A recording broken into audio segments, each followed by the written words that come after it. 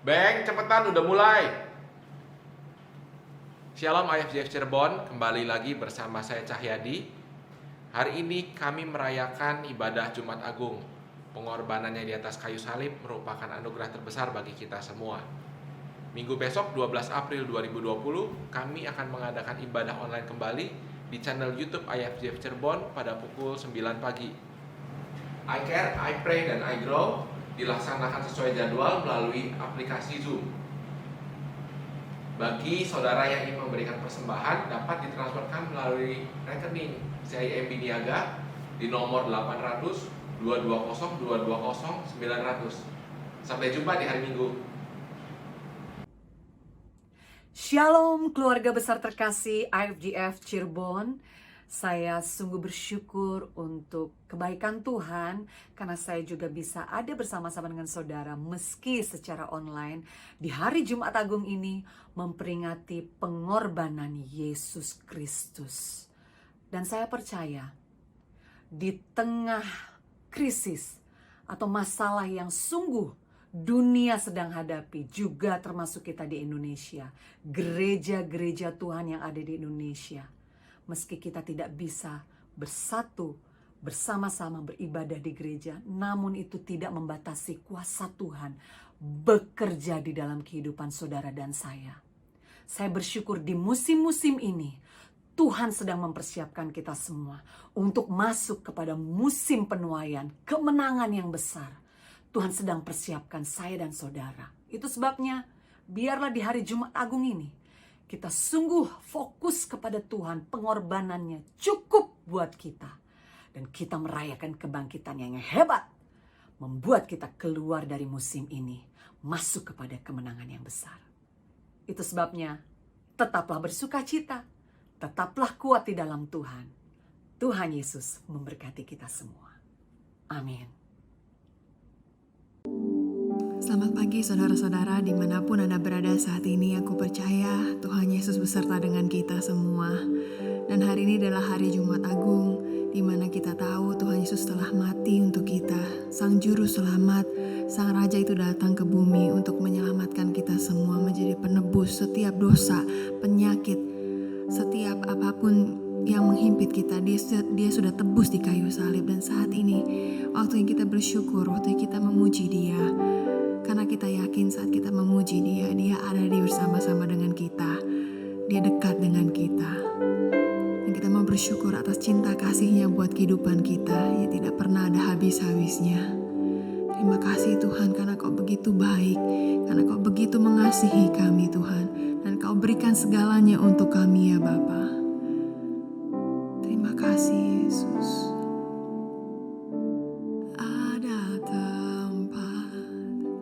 Yang mulia anugerah-Mu tercurah, Kau berikan hidup-Mu sebagai ganti dosaku.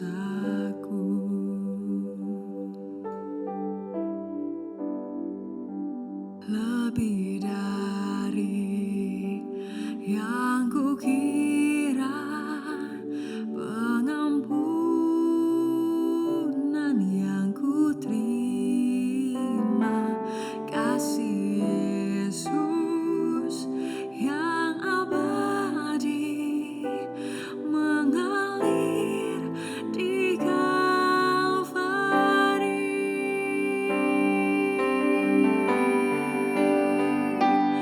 Oleh karena salib-Mu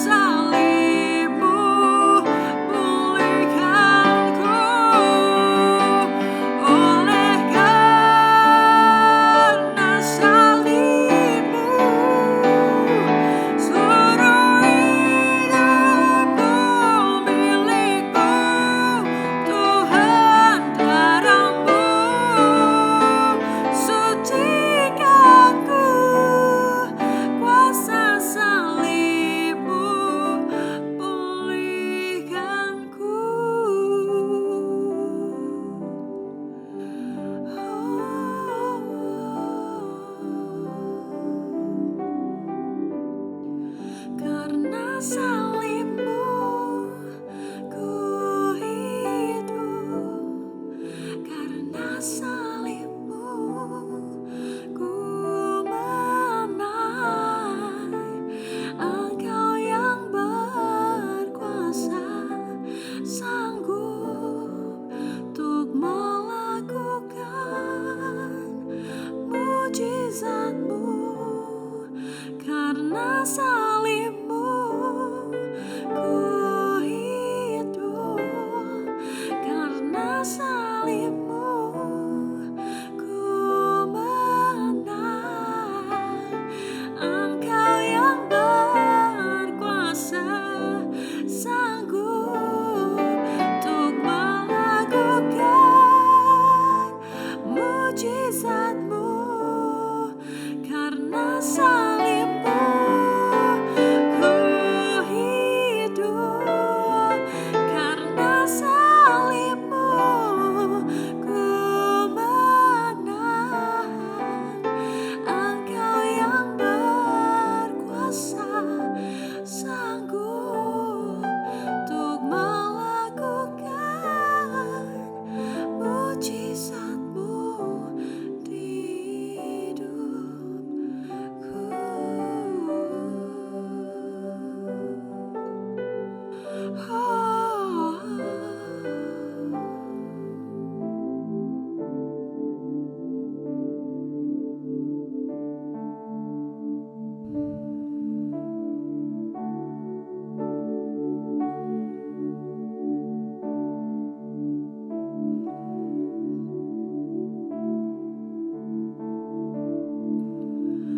What can wash away my sin?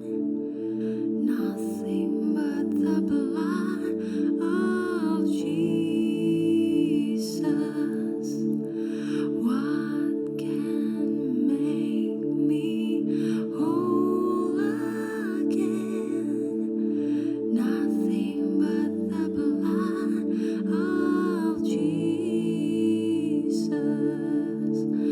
Oh, precious is the flow that makes me white as snow.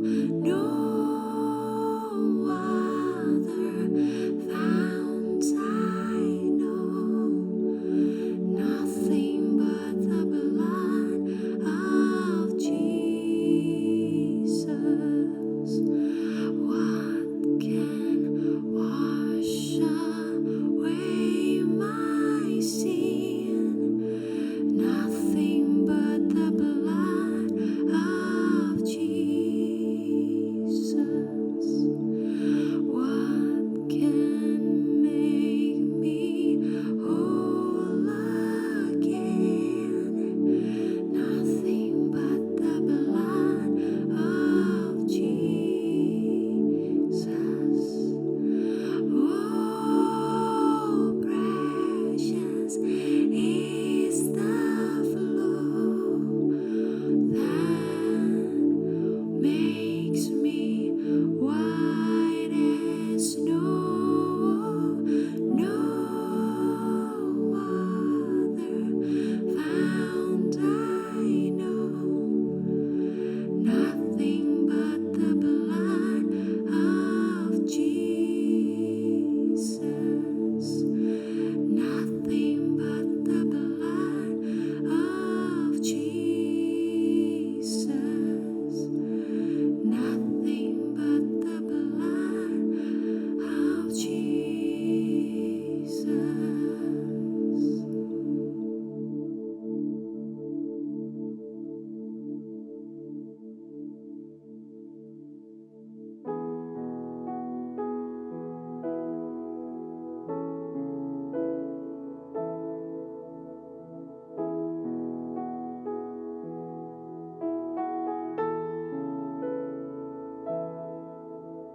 Dia Yesus telah mati bagiku. Dia Tuhan selamatkan jiwa.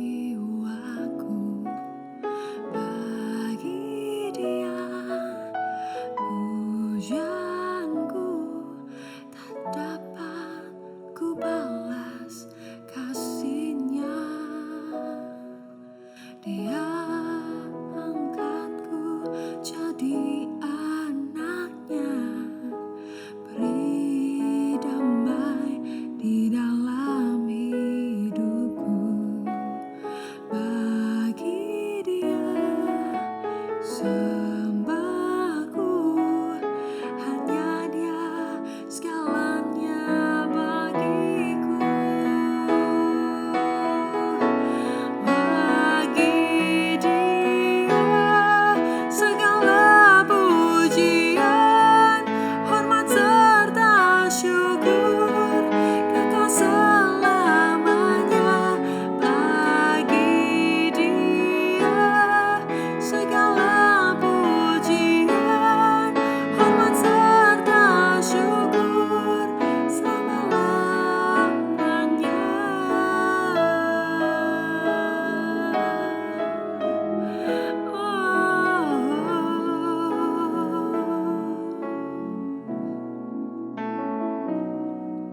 Dia angkatku jadi anaknya, beri damai di dalam hidupku. Bagi Dia sembahku, hanya Dia segalanya bagiku. Bagi Dia segala pujian, hormat serta syukur, kekal selamanya. Bagi Dia segala pujian, hormat serta syukur selama-lamanya.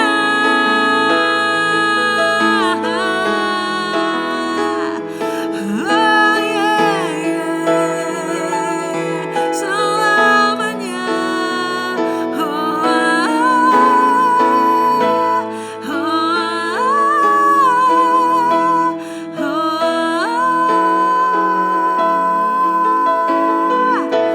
Bagi Dia segala pujian, hormat serta syukur, kekal selamanya. Bagi Dia segala pujian, hormat serta syukur selama-lamanya.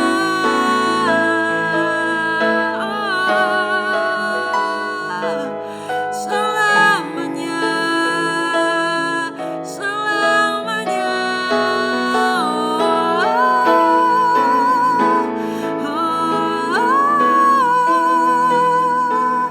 Bagi Dia, oh, bagi Dia segala hormat, bagi Dia segala pujian, syukur ku naikkan. Bagi Dia yang bertahta, bagi Dia segala pujian, hormat serta syukur, kekal selamanya. Bagi Dia segala pujian, hormat serta syukur selama-lamanya. Selama-lamanya. Oh, selama-lamanya.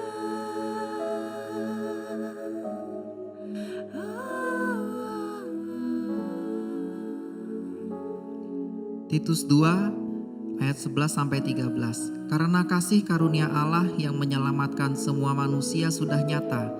Ia mendidik kita supaya kita meninggalkan kefasikan dan keinginan-keinginan duniawi, dan supaya kita hidup bijaksana adil dan beribadah di dalam dunia sekarang ini, dengan menantikan penggenapan pengharapan kita yang penuh bahagia dan pernyataan kemuliaan Allah yang maha besar dan juru selamat kita Yesus Kristus. Mari kita berdoa. Bapa, saat ini kami mengucap syukur Tuhan untuk karya salib-Mu, untuk darah-Mu yang boleh tercurah untuk penembusan dosa bagi kami Tuhan, dan untuk tubuh-Mu Tuhan yang boleh dipecahkan untuk kesembuhan juga kesehatan dan berkat dalam hidup kami. Dan kami juga bersyukur untuk jaminan keselamatan kekal yang daripada-Mu. Kami juga mau memohon Tuhan dengan iman yang teguh supaya kami bisa mengerjakan keselamatan yang Tuhan sudah berikan bagi kami, dan biarlah kami semua Tuhan bisa menjadi pelaku firman dan bukan hanya menjadi pendengar saja, dan kami bisa sanggup Tuhan menghadapi tantangan badai dalam kehidupan. Pagi ini kami juga meminta hikmat dan tuntunan Roh Kudus bagi semua jemaat IFGF yang ada ya Bapa, dan juga bagi pastoral, tim leader, iService dan event ya Tuhan. Dan kami terus berdoa Tuhan untuk pandemi COVID yang ada saat ini. Biarlah Tuhan Kau yang boleh campur tangan, waktu-Mu yang terbaik ya Bapa. Kau yang akan membawa kami Tuhan melewati semuanya ini dengan kekuatan daripada-Mu. Terima kasih Tuhan, hanya dalam nama Yesus kami berdoa, kami mengucap syukur. Amin.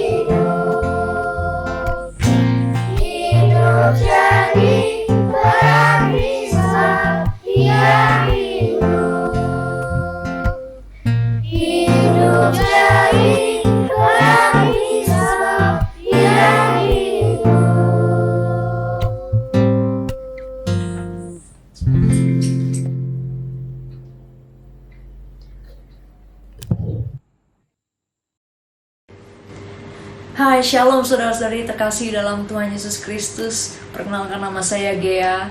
Dan hari ini saya mendapat kesempatan untuk bisa sharing sedikit firman Tuhan sebelum saudara melanjutkan ibadah Jumat Agung yang luar biasa ini.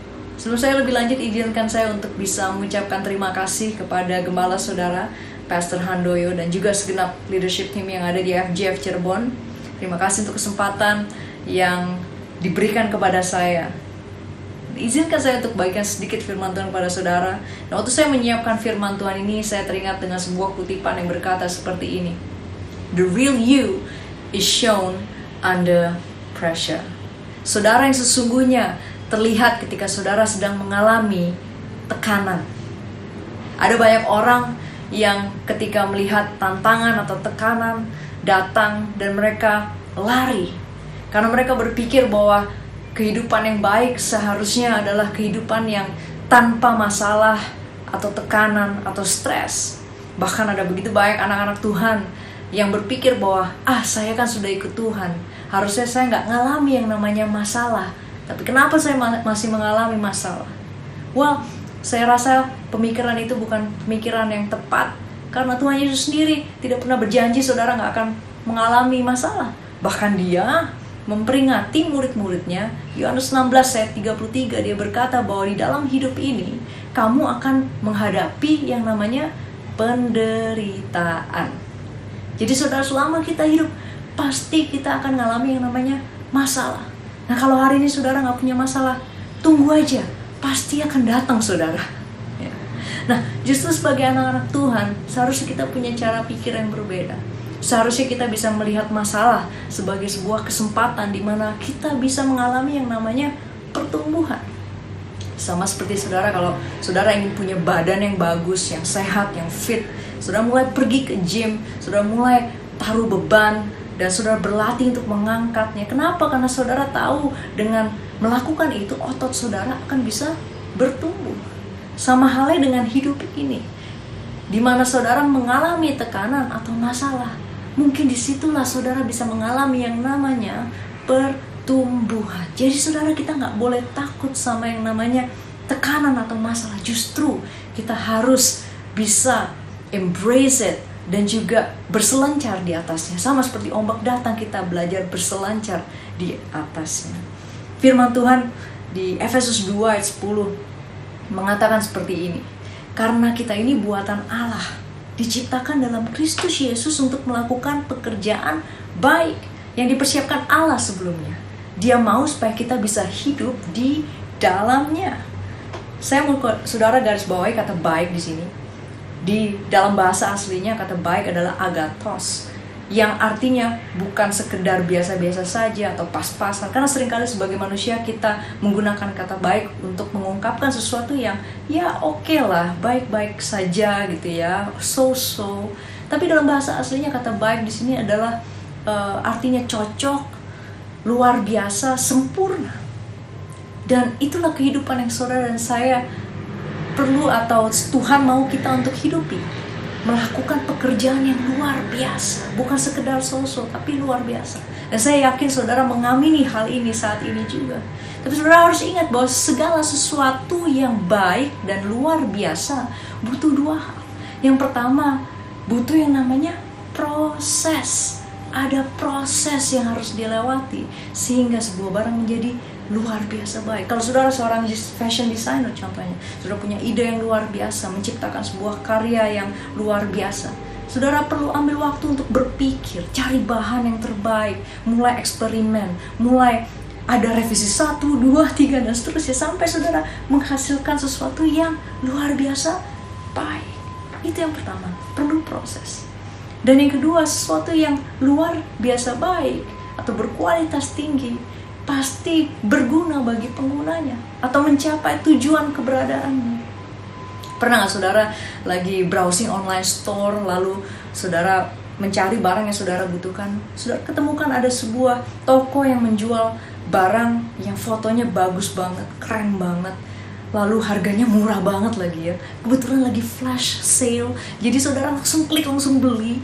Lalu waktu saudara terima barang itu, saudara buka, saudara mau pakai, dan saudara temukan baru sekali pakai, barangnya sudah rusak. Kecewalah saudara dan saya. Barang itu tidak berkualitas baik, mungkin karena ada hal-hal yang dikompromikan ketika barang tersebut dibuat. Mungkin bahannya tidak sesuai atau terlalu instan sehingga tidak tahan yang namanya tekanan.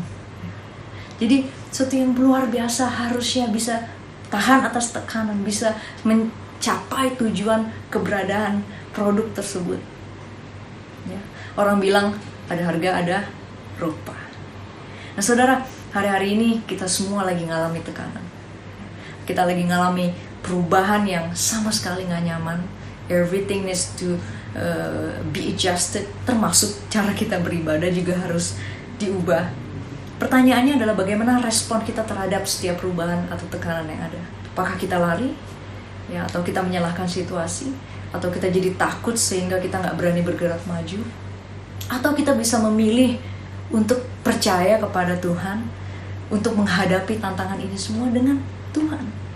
Saudara dan saya diberikan Roh Kudus yang disebut Roh Penolong. Dan job desk dia adalah untuk tolong saudara dan saya. Dan kuncinya cuma satu, saudara. Saya temukan di Amsal 3 ayat 5 dikatakan seperti ini. Raja Salomo yang menulis. Percayalah pada Tuhan dengan segenap hatimu dan janganlah bersandar kepada pengertianmu sendiri. Di saat-saat seperti ini, kuncinya adalah ini. Di mana kita perlu bersandar kepada Tuhan dan mengandalkan Dia di atas segala-galanya. Dan saya berdoa, saya ingin encourage saudara untuk mengandalkan Roh Kudus. Saya percaya ada inovasi-inovasi yang baru. Dia akan tuntun saudara dan tolong saudara menemukan jalan keluar yang saudara perlukan. Mungkin business is slowing down, but hey, God is in control. Dia akan bantu saudara melewati semua tantangan yang ada. Itu janjinya. Dia beserta dengan saudara dan saya. Oleh sebab itu, di hari Jumat Agung ini, mari kita mengingat kembali kasih-Nya yang luar biasa buat kita. Dia buktikan di hari Jumat Agung dan Paskah bahwa Dia bisa dipercaya.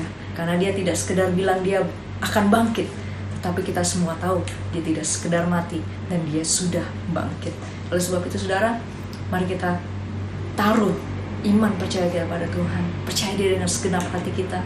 Dan mari kita andalkan Dia. And you know what? Let's see. Mari kita nantikan dan lihat hal-hal yang luar biasa yang Tuhan akan kerjakan dalam kehidupan saudara dan saya. Amin. Tuhan memberkati. Shalom semua jemaat yang dikasihi Tuhan. Hari ini adalah hari yang spesial, di mana dalam minggu ini semua kita merayakan Holy Week atau minggu yang sangat kudus. Dan minggu ini kita berbeda sekali dalam minggu-minggu ini karena kita harus merayakannya di rumah masing-masing. Menjadi suatu hal yang mungkin berbeda, tapi saya percaya bahwa kasih Tuhan tidak pernah berbeda buat kita semua, khususnya ketika Dia telah membuktikannya 2000 tahun yang lalu di kayu salib. Dan minggu ini, walaupun situasinya berbeda, saya mau bicara tentang bagaimana Tuhan begitu kuasanya, begitu dahsyatnya, begitu luar biasa, dengan kesuciannya, dengan kasih anugerahnya yang melimpahi kita semua, sehingga Dia membuktikannya di kayu salib. Dan dengan kita merayakan hari Jumat Agung ini, kita tahu bahwa Tuhan telah mengorbankan dirinya untuk membayar dosa-dosa kita semua. Dan secara manusia kadang-kadang kita punya problem yang kadang-kadang yang terbesar adalah dengan dosa kita masing-masing. Kita selalu merasa kita selalu punya dosa, kita punya problem yang susah buat kita untuk membuat kita move on. Sehingga hari ini, hari Jumat ini saya mau share apa yang saya beri judul When Things Not As We Expected, atau sesuatu yang tidak sesuai seperti yang kita kira atau kita duga. Menjadi permasalahan bagi kita semua adalah dosa. Dosa menjadi beban buat semua daripada kita manusia. Dosa menjadi beban sehingga akhirnya manusia selalu berpikir kembali mundur dengan apa yang telah dilakukannya. Dosa menghalangi manusia untuk bisa maju. Dosa membuat manusia susah untuk bisa melihat bahwa Tuhan memberikan janjinya yang luar biasa lebih lagi. Kenapa? Karena di dalam perbuatan dosa yang kita lakukan, kadang-kadang kita mendapatkan kenikmatan, mendapatkan enjoy. Dan dengan enjoy tersebut pastinya kita susah untuk melupakannya. Di dalam Mazmur 51 ada satu hal yang sangat menarik, saudara. Kenapa saya membawa ini? Karena ada satu figur yang sangat besar di bangsa Israel, yaitu adalah Raja Daud. Dan saat itu ketika Raja Daud ditegur oleh Nabi Nathan tentang bagaimana dia telah berbuat dosa dan bagaimana dia telah mengambil istri dari seorang temannya, seorang prajurit yang dia kirim untuk berperang. Dan hari itu dia terkesima dengan kemolekan dari wanita ini sehingga dia ambil menjadi istrinya. Dan tanpa disadar sebenarnya itulah dosa. Dan ketika dia ditegur, saat itu juga dia akhirnya mulai sadar. Ketika bicara di Mazmur ayat 51 ayat 5, Raja Daud sendiri berkata, sebab aku sendiri sadar akan segala pelanggaranku. Aku senantiasa bergumul dengan dosaku. Saudara, sebelum ditegur pun saya percaya dengan ayat ini berkata bahwa Daud sadar dan dia senantiasa bergumul. Dua kata yang saya mau garis bawahi, sadar dan senantiasa. Berarti Daud benar-benar aware bahwa dia telah berbuat dosa. Dan dia selalu senantiasa untuk try to get over it. Untuk keluar daripada itu semua. Tapi dia mungkin susah. Dan di ayat yang ke-6 dikatakan bahwa terhadap engkau aku telah berdosa. Engkau adalah Allah sendiri. Dan ayat 7, di dalam peranakan sudah ada kesalahan. Jadi Daud sadar ketika dia dikandung dari ibunya pun dia telah membawa dosa. Dan dosa ini adalah di mana dosa daripada Adam sendiri. Ketika manusia roh pertama diciptakan, jatuh ke dalam dosa sehingga turun kepada seluruh generasi berikutnya. Tapi di ayat yang ke-8 ada kata yang menarik dan menurut saya menjadi berita kabar baik buat semua. Dikatakan ada hikmat yang diam-diam Tuhan kasih. Dan saya percaya hikmat itu diberikan kepada Daud dan juga diberikan kepada kita semua. Hari-hari ini saya percaya bahwa kita butuh hikmat demi hikmat. Jangan sampai kita ditutupi kehidupan kita oleh semua yang kelihatan nampak atau apapun yang telah kita lakukan dan mungkin apa yang telah akan kita tuju sehingga kita tidak mendapatkan hikmat daripada Tuhan. Kita harus sadar bahwa memang kita adalah manusia berdosa. Kita harus sadar bahwa kita penuh dengan kekurangan. Dan oleh karena itu Tuhan datang 2000 tahun yang lalu untuk membuat sesuatu yang luar biasa. Dan ketika bicara soal 2000 tahun yang lalu ketika Tuhan datang, dan juga ada satu yang menarik adalah mungkin hari ini hari Jumat Agung, di mana 2000 tahun yang lalu Tuhan membuktikan kasih-Nya yang begitu luar biasa dengan mati di kayu salib. Dan ketika dia mati di kayu salib, ada 7 kalimat yang sangat mengena bagi kita semua orang Kristen. Ada 7 kalimat yang Yesus sendiri keluarkan. Kalimat yang penuh dengan pengampunan, penuh dengan keselamatan. Bicara soal hubungan, soal kebutuhan, soal kemenangan dan kebersamaan. Banyak hal yang Tuhan bicarakan di saat dia tergantung dari kayu salib. Dari pagi sampai ketika dia akhirnya menghembuskan nafasnya yang terakhir pada petang itu. Dan saya percaya bahwa kalau kita buka di Yohanes 19 ayat 30, ada satu yang sangat menarik. Dikatakan sesudah Yesus meminum anggur asam itu, berkatalah ia, sudah selesai. Saat itu di mana di kayu salib dia tergantung, dia mencoba untuk survive, tapi badannya mengatakan bahwa dia tidak bisa lagi menanggung itu semua. Dan akhirnya ketika dia meminum anggur asam itu, akhirnya dia menghembuskan nafas yang terakhir. Dan sebelum dia menghembuskan nafas yang terakhir, dikatakan sudah selesai. Sudah selesai atau it is finished. Dalam bahasa aslinya dikatakan tetelestai. Yang artinya adalah satu completion of a transaction. Satu hal yang komplit dari sebuah transaksi yang terjadi. Jadi kata tetelestai ini sering kali dipakai untuk suatu transaksi, saudara. Ada satu kegembiraan ketika satu transaksi bisa terjadi. Ada satu victorious yang terjadi. Ada kata-kata yang happy sebenarnya. Walaupun kita melihat bahwa Yesus berkata itu di saat-saat terakhirnya. Ketika dia benar-benar tidak lagi kuat menanggung semuanya itu. Dan dia mengatakan, it is finished.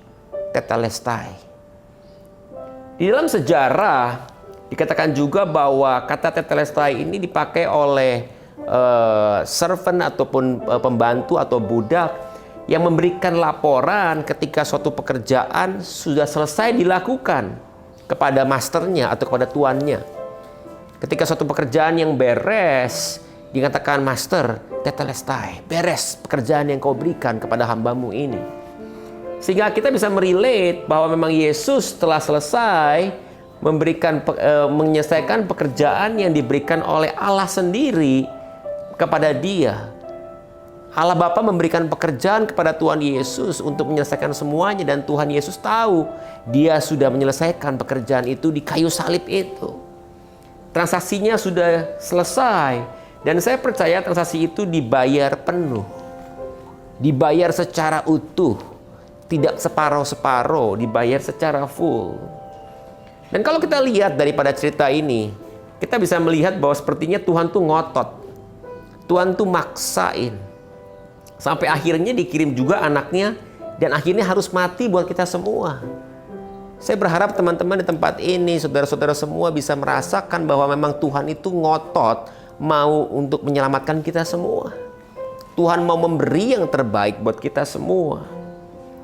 Kebenaran tidak menjauhi manusia, tetapi manusialah yang menjauhi kebenaran. Satu hal yang harus kita pahami bahwa kebenaran tidak pernah akan menjauhi manusia, tetapi manusialah sendiri yang menjauhi kebenaran-kebenaran tersebut.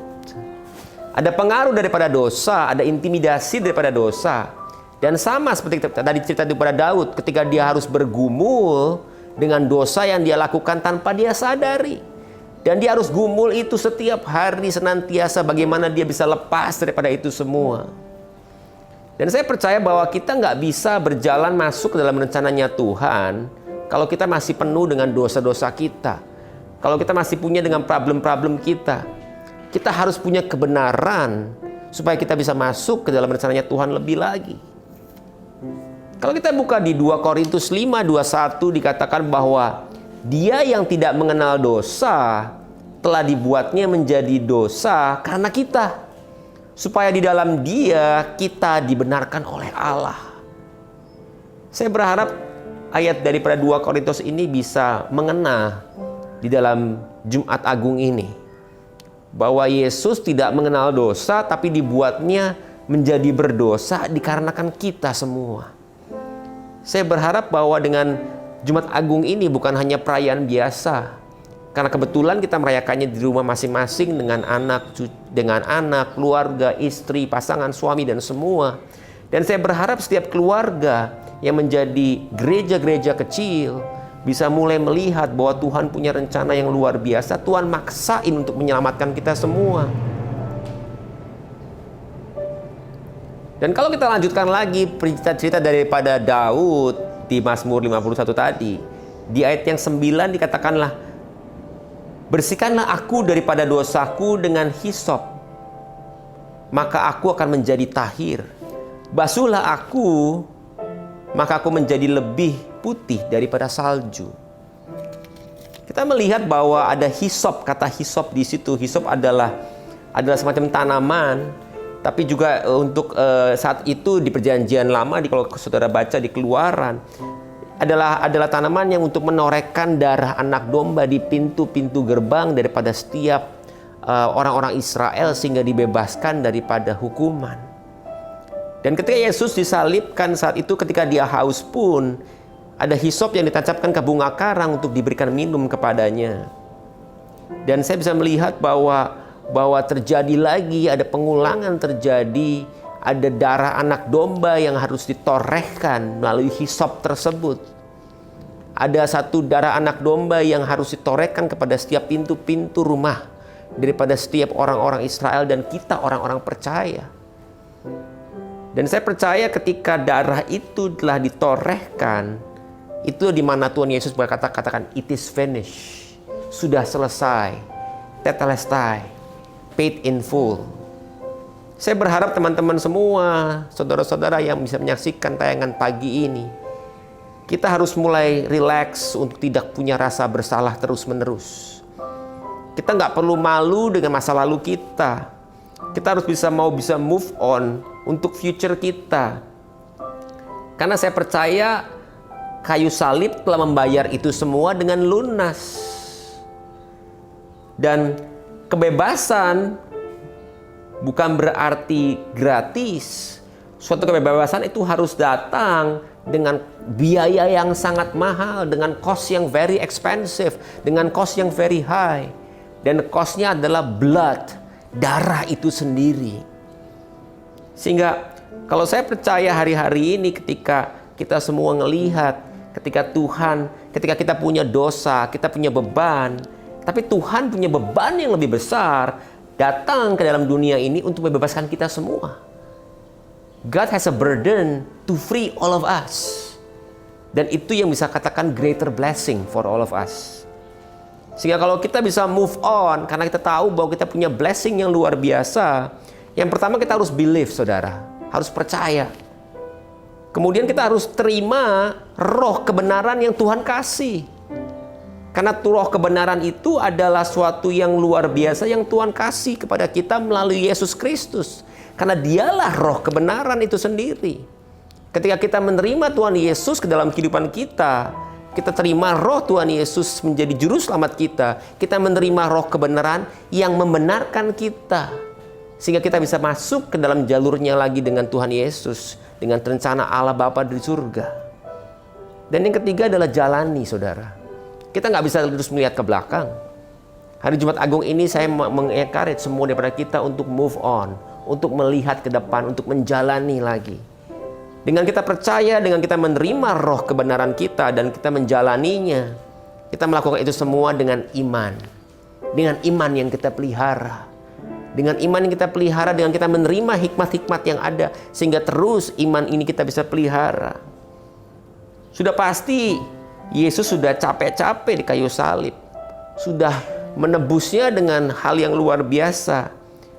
So simple. Bagaimana kita tinggal bisa menerimanya, terus kita bisa finish strong di dalam kehidupan kita. Saya percaya hari ini teman-teman di tempat ini, ketika kita buka lagi mungkin di 2 Korintus 5, sebelumnya ayat 17 dan 19 dikatakan bahwa kita adalah ciptaan baru. Siapa yang ada di dalam Kristus, ia adalah ciptaan baru. Yang lama sudah berlalu, sesungguhnya yang baru sudah datang.